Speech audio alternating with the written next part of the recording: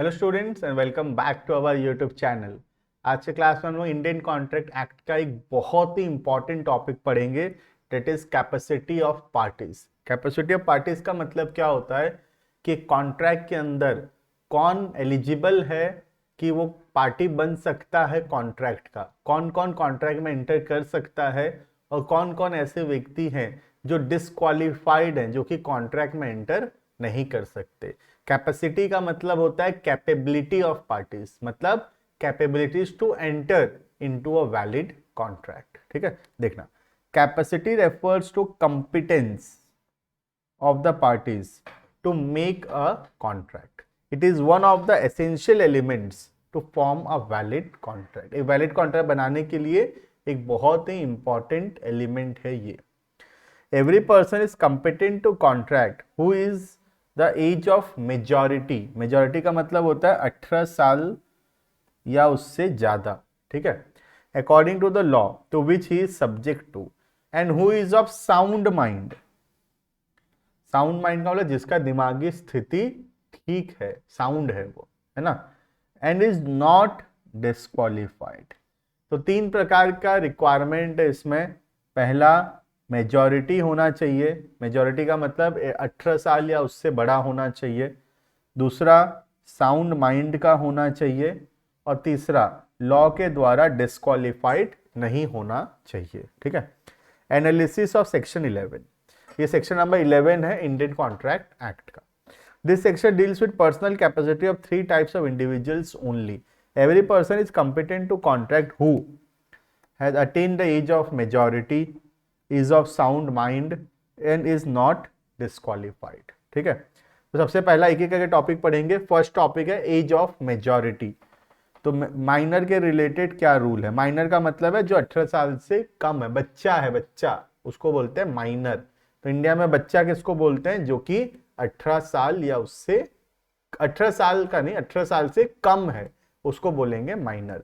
18 साल या उससे ज्यादा है तो उसको बोलेंगे मेजर। ठीक है, in India the age of majority is regulated by the Indian majority act 1875। Every person domiciled in India, मतलब जो इंडिया का रहने वाला है, shall attain the age of majority on the completion of 18 years. ठीक है, तो तुमको पता ही होगा 18 साल एज ऑफ मेजॉरिटी है, क्योंकि तुम भी जानते हो 18 साल की उम्र के बाद क्या क्या करते हैं आजकल के बच्चे। अरे आजकल के बच्चे 18 क्या, 18 से पहले जो कांड कर रहे हैं, शर्म आ जाएगा। इंडिया का जो मेजॉरिटी लॉ है उसको शर्म आ जाएगा तुमको बच्चा बोलने में, जो कांड आजकल के बच्चे लोग कर रहे हैं 18 साल से पहले भी। ठीक है, चलो, लेकिन हमको क्या, हमको पढ़ाई करना है। ठीक है, देखना, तो माइनर बोलते हैं हम जो 18 साल से छोटा है। और माइनर से रिलेटेड क्या क्या लॉ है इंडिया के अंदर, देखते हैं हम लोग। Point number 1, a contract with or by a minor. Contract minor के साथ किया गया या माइनर के द्वारा किया गया कॉन्ट्रैक्ट वॉइड एब इनिशियो है। वॉइड एब इनिशियो मतलब void from the beginning, starting से ही वॉइड है वो। ठीक है, a minor is not competent to contract and any agreement with or by a minor is void from the very beginning। starting से ही void है, उसको बोलते हैं void ab initio। ठीक है, next, no ratification after attaining majority।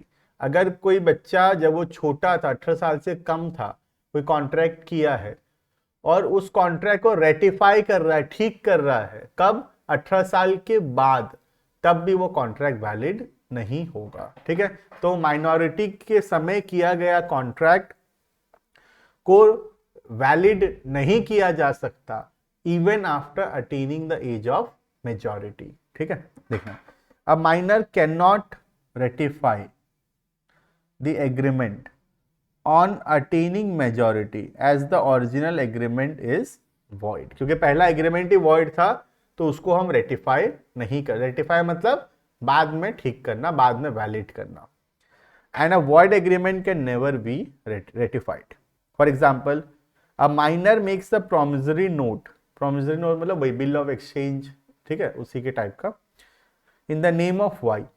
On attaining majority he can not ratify it if he makes a new promissory note in place of the old one. पुराने की जगह अगर एक नया बिल बना देगा Here the new provision note which is executed after attaining majority is also void. जो नया प्रोमिसरी नोट है वो भी void होगा, क्योंकि पुराना वाला void था और पुराने वाले के बदले अगर नया दिया जाता है तो वो भी void रहेगा। ठीक है, क्लियर है ये? Next point number 3, minor can be a beneficiary or can take benefits out of a contract. Minor का पर्सनल लाइबिलिटी नहीं होता है माना, लेकिन माइनर जो है एक कॉन्ट्रैक्ट के अंदर बेनिफिशियरी हो सकता है, उसको बेनिफिट मिल सकता है। जैसे कि माइनर कॉन्ट्रैक्ट में भी एंटर कर सकता है, पार्टनरशिप फॉर्म का पार्टनर भी बन सकता है, लेकिन सिर्फ किसके लिए? Only for the profits. Loss में उसका हिस्सा नहीं रहेगा, कोई लाइबिलिटी नहीं रहेगा, लेकिन प्रॉफिट होगा तो उसको हिस्सा मिलेगा। ठीक है, देखना, though a minor is not competent to contract, nothing in the contract prevents the minor from taking the other party bound to him. Thus, a promissory note duly executed in favor of a minor is not void. अगर minor को benefit होने वाला है, minor को फायदा होने वाला है, तो कॉन्ट्रैक्ट वॉइड नहीं है। माइनर को अगर कुछ पैसा देना पड़ेगा, माइनर का लाइबिलिटी आने वाला है, तो वो वॉइड होगा। ठीक है, and can be sued upon by him because he do incompetent to contract may yet accept a benefit, लेकिन फायदा उसको हो सकता है। ठीक है, अब minor can not become a partner in a partnership firm. Partner तो नहीं बन सकता, क्योंकि पार्टनर का क्या होता है? प्रॉफिट भी होता है, साथ ही साथ लॉस भी शेयर करना पड़ता है। लेकिन अगर माइनर को बनाया जाए partner only for the profits, तब एक माइनर भी पार्टनर बन सकता है। ठीक है, however he may with the consent of all the partners be admitted to the benefits of the partnership. Benefits का मतलब है यहां पर पार्टनर फॉर प्रॉफिट ओनली, खाली प्रॉफिट के लिए पार्टनर बनेगा। ठीक है, next point number 4, a minor can always plead minority. एक बच्चा अपने बच्चे होने का फायदा उठा सकता है ना, वो झूठ भी बोल सकता है, फॉल्सली अपने आप को मेजर रिप्रेजेंट भी कर सकता है, क्योंकि लॉ मानता है कि वो छोटा बच्चा है और छोटा बच्चा को उतना समझ नहीं है वो क्या कर रहा है, तो तुमको सतर्क होने का जरूरत है। छोटे बच्चे जो हैं अपने बच्चे होने का फायदा उठा सकते हैं। ठीक है, देखना, a minor can always plead minority and is not stopped to do so even where he has taken any loan or enter into an agreement by falsely representing that he was a major. ये एक famous case है पूरा, यहाँ पे एक छोटा बच्चा loan ले लिया था, अपने आप को ऐसे रिप्रेजेंट करके कि जैसे वो मेजर है, और वो मनी लेंडर भी सोचा कि हाँ ये मेजर है, उसको लोन दे दिया। बाद में पता चला कि बच्चा झूठ बोला था, लेकिन बच्चे के ऊपर हम केस नहीं कर सकते, क्योंकि बच्चा लॉ मानता है कि उसको उतना समझ थोड़ी है वो क्या कर रहा है। तुमको सतर्क होने का जरूरत है, तुमको ध्यान देने का जरूरत है कि तुम किसको पैसा दोगे या नहीं दोगे। ठीक है, it means he can be allowed to plead मतलब अपने बच्चे होने का फायदा उठाना, हिज माइनॉरिटी इन डिफेंस। ठीक है, ऐसे तो छोटा बच्चा क्या करेगा? दुकान में जाएगा, चॉकलेट खरीद लेगा, खा लेगा और बोलेगा अरे मैं तो बच्चा हूं, मैं तो बच्चा हूं।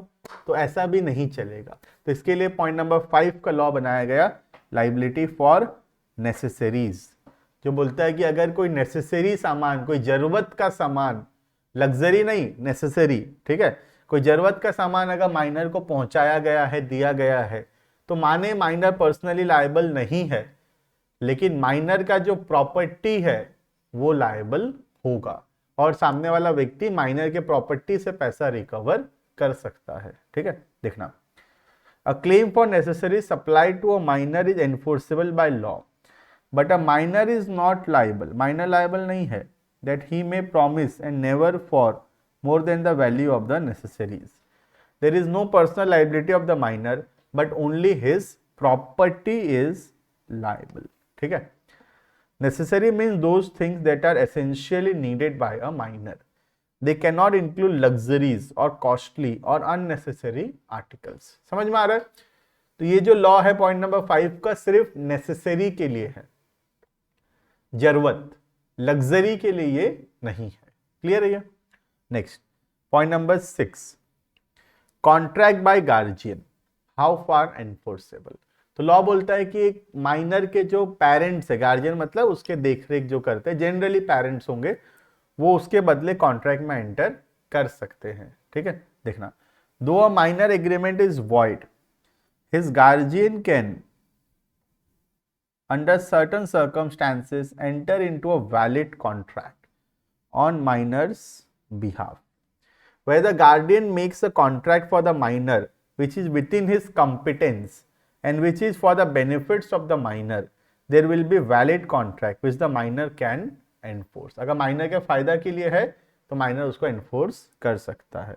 But all the contract made by guardian on behalf of the minor are not valid। For instance, the guardian of a minor has no power to bind the minor by a contract for the purchase of immovable property। तो guardian का यह अधिकार नहीं है कि minor के बदले कोई इमूवेबल प्रॉपर्टी, कोई जमीन, कोई बिल्डिंग को परचेज या सेल करेंगे। ठीक है, लेकिन वो कर सकते हैं अगर कोर्ट परमिशन दे तो। But a contract enter into by certified guardian approve by the court of a minor with the sanction of the court, court के अप्रूवल से अगर किया जा रहा है तो सेल ऑफ माइनर्स प्रॉपर्टी किया जा सकता है। ठीक है, तो माइनर के नाम पे अगर कोई इमूवेबल प्रॉपर्टी है तो उसके पेरेंट्स भी उसको नहीं बेच सकते। लॉ ये बोलता है कि माइनर का है तो माइनर जब 18 साल का होगा उसके बाद ही वो उसको सेल करेगा। पेरेंट्स के पास भी अधिकार नहीं है या उसके गार्जियन के पास भी अधिकार नहीं है उसको बेचने का, लेकिन वो सेल किया जा सकता है with the permission of the court, अगर कोर्ट परमिशन दे तो। ठीक है, अब बहुत सिंपल पॉइंट्स है इसमें, जैसे कि पॉइंट नंबर 7, नो इंसॉल्वेंसी। एक माइनर का क्योंकि कोई लाइबिलिटी नहीं होता है इसीलिए एक माइनर जो है इंसॉल्वेंट कभी भी डिक्लेयर नहीं हो सकता। ठीक है, पार्टनरशिप, ऐसे तो एक माइनर पार्टनर नहीं बन सकता, लेकिन माइनर को हम पार्टनर बना सकते हैं ओनली फॉर द बेनिफिट्स, मतलब ओनली फॉर प्रॉफिट। प्रॉफिट में अगर खाली पार्टनर बनाना है तो हम माइनर को पार्टनर बना सकते हैं। ठीक है, minor can B an agent, yes a minor can B an agent, personally liable नहीं होगा माइनर, लेकिन माइनर एक एजेंट के जैसा काम कर सकता है। पढ़ते हैं इसको थोड़ा। A minor can act as an agent but he will not be liable to his principal for his act. A minor can draw, deliver, endorse negotiable instrument without himself being liable. Minor का personal liability नहीं है, लेकिन minor agent बन सकता है, minor principal के बदले सारा काम कर सकता है। ठीक है, joint contract by minor and adult, अगर एक कॉन्ट्रैक्ट में एक माइनर और एक एडल्ट मिलकर कुछ कॉन्ट्रैक्ट में एंटर करते हैं तो माइनर लायबल नहीं है, लेकिन वो जो एडल्ट होगा वो लायबल होगा। जैसे कि फॉर एग्जांपल ए और बी मिलकर एक कॉन्ट्रैक्ट करते हैं सी के साथ। ठीक है, इसमें बी जो है माइनर है तो बी पर्सनली लायबल नहीं होगा, लेकिन ए जो है अभी भी लायबल रहेगा सी के तरफ पूरा का पूरा कॉन्ट्रैक्ट परफॉर्म करने के लिए। ठीक है, in such a case the adult will be liable on the contract and not the minor। एक फेमस केस है, केस का नाम नहीं याद रखना हमको, where there was a joint purchase of two purchasers, one of them was a minor, it was held that the vendor could enforce the contract against the major purchaser and not the minor। तो सी के पास अधिकार है, सी ए के against contract को enforce कर सकता है। ठीक है, last, minor as a shareholder, क्या एक बच्चा शेयर होल्डर बन सकता है? नॉर्मल बात बोलूं, नॉर्मली बोलूं तो नहीं बन सकता, लेकिन अगर उसके पेरेंट्स के नाम पे शेयर्स था और पेरेंट्स का डेथ हो जाता है तो बच्चा जो है बन सकता है शेयर होल्डर, लेकिन वो शेयर जो है फुल्ली पेड अप होना चाहिए। फुल्ली पेड अप मतलब उस पर पूरा का पूरा जो पैसा है वो ऑलरेडी पेमेंट हो चुका है। ठीक है, क्योंकि रीजन क्या है, माइनर का कोई लाइबिलिटी नहीं है ना, तो पार्टली पेड शेयर नहीं होना चाहिए, शेयर्स जो है फुल्ली पेड अप होना चाहिए। ठीक है, तो वही बोला हुआ होगा यहाँ पे, क्लियर है, पढ़ लेना। सबसे इंपॉर्टेंट ये फुल्ली पेड शेयर होना चाहिए। ठीक है, इसके अलावा दो और प्रकार के लोग हैं जो डिस्क्वालिफाइड है कॉन्ट्रैक्ट में एंटर करने से। सेकंड है उसमें से, पहला तो हो गया माइनर, माइनर के रिलेटेड लॉ भी हम पढ़ लिए। दूसरा है person of unsound mind. Unsound mind का मतलब होता है जिसका दिमागी स्थिति ठीक नहीं है, और साउंड माइंड का मतलब जिसका दिमागी स्थिति ठीक है। ठीक है, तो अगर कोई व्यक्ति साउंड माइंड का है तो वो कॉन्ट्रैक्ट में एंटर कर सकता है।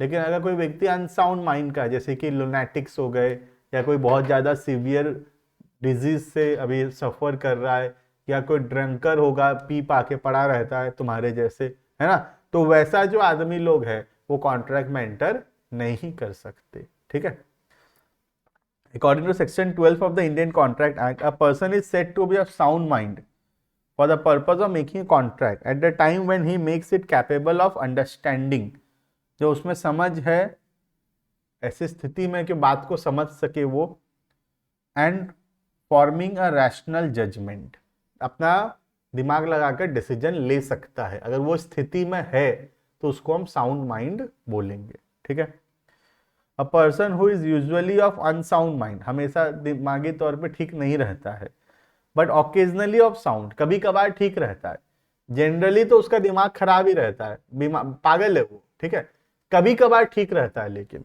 तो जब वो ठीक रहता है तब वो कॉन्ट्रैक्ट में एंटर कर सकता है। ठीक है, और दूसरा हो गया person who usually of sound, हमेशा ठीक रहता है बट कभी कभार उसका दिमागी स्थिति खराब हो जाता है, तो उस समय वो कॉन्ट्रैक्ट में एंटर नहीं कर सकता। तो समझाने का इतना सा मतलब है कि जिस समय कॉन्ट्रैक्ट में एंटर किया जा रहा है उस समय अगर वो साउंड है तो वो कॉन्ट्रैक्ट में एंटर कर सकता है, उस समय अगर वो अनसाउंड है तो वो कॉन्ट्रैक्ट में एंटर नहीं कर सकता। क्लियर है ये? A patient in a lunatic asylum who is at intervals of sound mind में कॉन्ट्रैक्ट ड्यूरिंग दोज इंटरवल्स, कभी कभार उसका दिमागी स्थिति ठीक होता है तो उस समय वो कॉन्ट्रैक्ट में एंटर कर सकता है। ठीक है, और दूसरा हो गया एक व्यक्ति जो हमेशा ठीक रहता है लेकिन कभी कभार पी के पड़ा रहता है वो। ठीक है, जैसे दिन में ठीक रहता है वो, दिन भर ठीक है, दिन भर कॉन्ट्रैक्ट में एंटर कर सकता है, शाम को 7 बजे उसका जो है उसका टाइम हो जाता है दारू वारू पीने का, तो अब उसका दिमागी स्थिति ठीक नहीं है, तो अब वो कॉन्ट्रैक्ट में एंटर नहीं कर सकता। सुबह वो ठीक हो जाएगा, हैंगओवर उतर जाएगा उसका, फिर वो कॉन्ट्रैक्ट में एंटर कर सकता है। समझ में आ रहा है?